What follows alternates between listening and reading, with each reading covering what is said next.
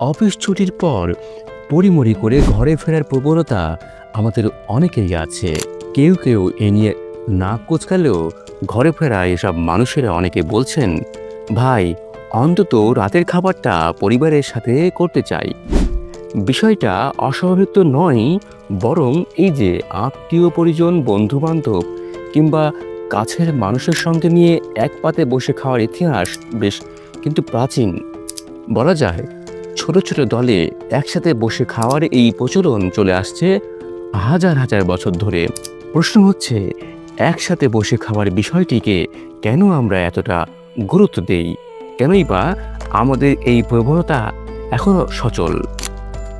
অদ্ভুত হলেও সত্য, আমরা ভালো সময়গুলো একসঙ্গে বসে কাটাতে চাই। যেমন বন্ধুদের সঙ্গে খাবার খাওয়া, ডিনারে যাওয়া কিংবা ছুটির দিনগুলোতে আমরা একত্রে হই প্রায়।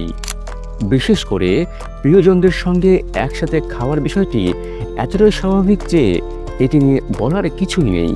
এমন সব সামাজিকতা না থাকলেও বরং ওঠে অনেক কথা। পরিবারের সঙ্গে রাতের খাবার খাওয়ার প্রবণতা কমে যাচ্ছে। খবরের কাগজে এমন শিরোনাম কখনো কখনো উদ্বেগের কারণ হয়ে দেখা দিলেও এই প্রবণতাও কিন্তু একেবারে সমসাময়িক তা নয়, বরং এমন আশঙ্কা প্রায় 100 বছর ধরে চলে আসছে। তবে সবার সাথে বসে খাওয়ার বিষয়টি শুধু স্বাভাবিকই নয়, কোনো কোনো ক্ষেত্রে এর ভূমিকা অনেক বেশি শক্তিশালীও হয়ে ওঠে। কিন্তু কেন? এই যে কাছের মানুষের সঙ্গে খাবার ভাগাভাগির চর্চা, এর নাড়ি খুঁজতে হলে ফিরতে হবে মানব জাতির উৎপত্তির পেছনে। জীববিজ্ঞানীরা দেখেছেন, আমাদের সবচেয়ে নিকটতম পূর্বসূরি শিবপঞ্জি ও বনবসরা দলের মধ্যে খাবার ভাগাভাগি করে খায়। তবে নিকটজনের সঙ্গে খাবার ভাগাভাগি করে আর একসঙ্গে বসে খাওয়ার বিষয়টি কিন্তু এক নয়। সুইডেনের আপসালা বিশ্ববিদ্যালয়ের সমাজবিজ্ঞানী নিকোলাস নিউম্যানের ভাষ্য, আপনি একসাথে না বসে এবং অন্যদের সাথে না খেয়েও খাবার বিতরণ করতে পারেন। তার মানে মানুষই তাদের এই চর্চায় নানা ধরনের জটিল সামাজিকতাকে যুক্ত করেছে। ধারণা করা হয়, খাবার ভাগাভাগির বিষয়টি শুরু হয়েছে সম্ভবত কোনো ক্যাম্প ফায়ার ঘিরে।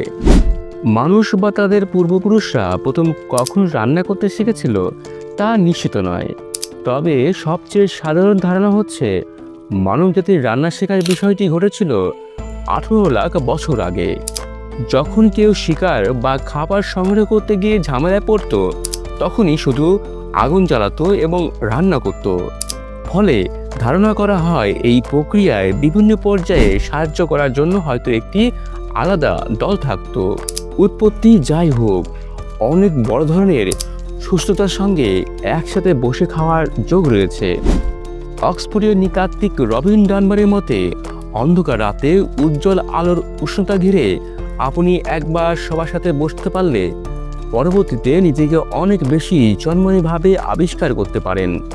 ডানবার 2017 সালে এক গবেষণার সময় যুক্তরাজ্যে বসবাসকারী লোকজনের কাছে জানতে চেয়েছিলেন, তারাও অন্যদের সাথে কতবার খাবার খান।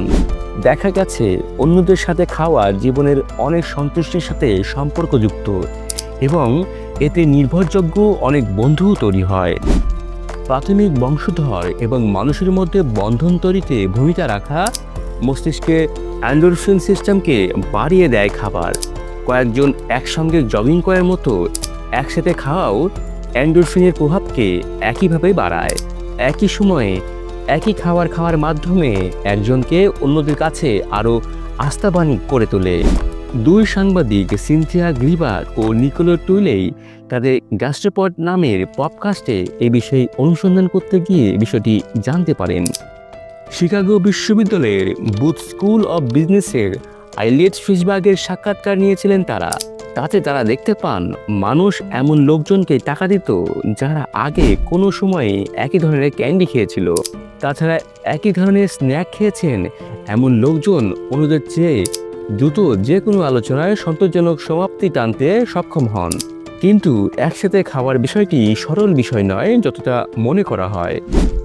বিশেষ করে বড় ধরনের কোনো ভোজের আয়োজন করা হয়, সেখানে বিপুল পরিমাণ খাবারের আয়োজন থাকে, তখন খাবার সংরক্ষণ ও ব্যবস্থাপনাও সর্বোচ্চ পর্যায়ে থাকতে হয়। যেমন ফসল কাটার মৌসুমের কথাই ধরা যাক, সে সময় জমির মালিক সাধারণত শ্রমিকদের জন্য বিপুল খাবারের ব্যবস্থা করেন, অথবা অফিসের কোনো বড়সড় পার্টি। এসব আয়োজনে খাবারের টান পড়লেই অতিথিদের সমালোচনা শুনতে হয়। এমনকি পারিবারিক পরিমণ্ডলে খাবার নিয়ে অনেক সময় নানা ধরনের মতবিরোধ দেখা দেয়।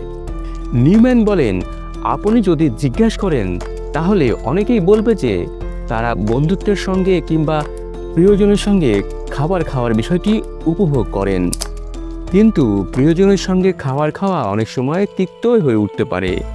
এটি নিয়ন্ত্রণ ও আধিপত্য দেখানোর একটি জায়গাও বটে।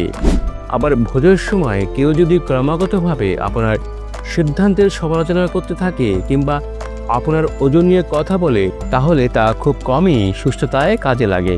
সুইডেনের বয়স্কদের খাবারের আচরণ নিয়ে নিউয়ের একটি গবেষণায় আরেকটি বিস্ময়কর তথ্য জানা গেছে। আমি তাদেরকে জিজ্ঞেস করেছি তারা একা খেতে অস্বস্তি বোধ করে কিনা। তাদের উত্তর ছিল না। নিউম্যানের ধারণা, এক্ষেত্রে তারা সম্ভবত এরই মধ্যে একাকিত্বে ভুগতে শুরু করেছেন।